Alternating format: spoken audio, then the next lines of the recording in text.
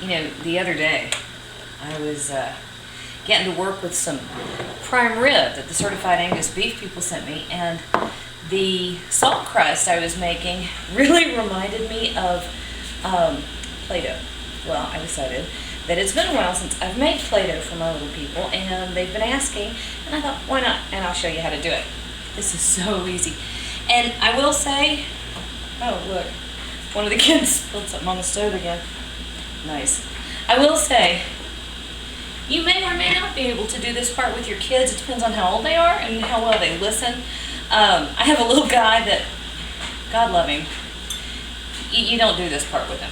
But, let me tell you, it's 2 cups of flour, just plain all-purpose flour, and 2 cups of water, and I've got it on about medium heat, okay? And, anyway, at this point, the reason you would not want to work with your children is because it gets hot, and if they're so little that they just stick their little hands right in it before it cools down, yeah, hot, sticky dough, and small people and their skin doesn't work real well. However, if you've got one that listens or is a little bit older and understands that hot means hurtful, I think it's fascinating when they see all the different steps in a process. All right, that's my dishwasher screaming for mercy. Hang on a second, let me turn that off. I can kill a washing machine faster than anybody. I understand why those Duggar people have, 4 machines, something like that. I do about, I'd say, 30 loads a week. So, alright, so anyway, 2 cups of flour, 2 cups of water, and 1 cup of salt. Now, this is just plain old table salt. I do keep it around. I mainly cook with kosher salt, but I do keep table salt, not the iodized, just plain table salt, for when I am baking, because I think it dissolves better in a lot of doughs. So we're stirring everybody in together, and there's only 2 more ingredients to this, and after that we're just going to bring it up to temperature. We have a couple tablespoons of vegetable oil, right in there, and a little cream of tartar. That's about a tablespoon. If you don't have cream of tartar, don't worry about it. It really doesn't do a whole lot, but it will improve how squishy, flexible. Elasticity is what I'm trying to come up with. It does improve the elasticity of the dough, which is kind of nice.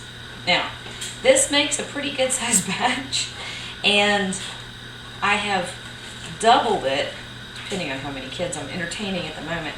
I have doubled it, and you've got Play-Doh forever. Or, you can store this stuff till the end of time, I think, as long as you keep the air from getting to it. Okay, so, can you see? It's kind of like making, kind of feels like pat-a-choux if you've ever made cream puffs. Kind of seems the same. Alright, so I'm just going to cook and stir. La la la. And because that's not interesting, I'm going to turn the camera off until there's something to show you, which right now there's not. Okay, now I let it cook until it got really stiff. See that? That's exactly what you want. Alright, now I'm going to move my workstation so you can see the next part, which is the fun part. This is where we get to add color. Okay, so like I said earlier, stuff is hot. That's right, we're only going to work in small batches. Now, if you want to wait until it's really cool, go ahead, because it does retain heat on the inside for quite a while. Okay. You hear the birds? Alright, now, you can use regular food color if you want to. I went ahead and bought this stuff. This is gel food coloring. And it's like $2 for the little box that has the 4 colors in it, and I don't know how long it lasts. This is $10 for 12 colors, and it lasts for the rest of your life. Well, maybe not that long, but it lasts forever. And you only use a tiny bit, and it gives really bright, intense colors. Now, I will say it will stain. Now, this is the part I do let my children do once it's cooled down. They love this. But it will stain, so, if you want to color your kids, let them do this stuff. Alright, so at this point, you're just going to, it's Play-Doh. You're going to play with it. And as you work it, you will see, there we go. See? I don't know, can you see that? You see that? It's kind of cool, like it'll turn marbled at first. And then, as the color distributes throughout, This one, what did I pick? I picked a pink. This is a nice, pretty, pale pink. I let my little lady have this one. You know, this color, this one has black in it.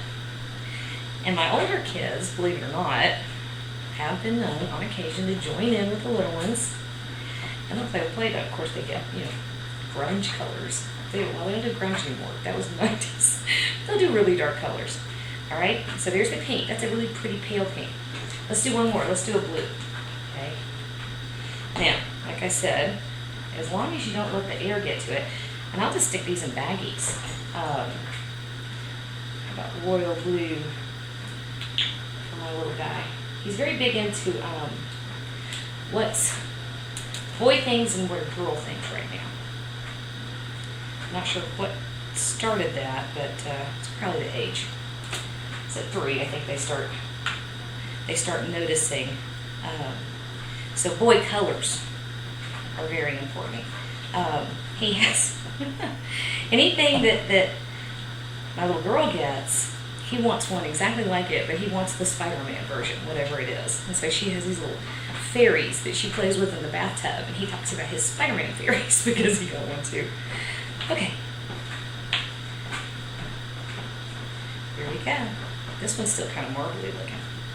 But you can see I got that nice pretty color. And you saw I had like just the tiniest bit off the tip of that skewer. That's all I used. So we have pink. I'm going to go ahead and knock out the rest of these. I'll put a picture on the end to show you all the different colors because it's really pretty. And I just turned them loose with my cutting boards and my rolling pins and a bunch of cookie cutters. And you know what? If it gets too dirty, toss the whole batch. Because I think we had maybe 25 cents worth of ingredients in the whole batch. That's not bad versus, I don't even know. I haven't bought their name brand stuff in so long. I don't even know how much it costs anymore.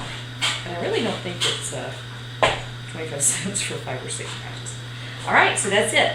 If you get a minute, I would like to ask you to please like me on Facebook and follow me on Twitter. Please give my videos thumbs up if you like them, and leave me a comment or a question in the comment section below. And as always, thanks for watching.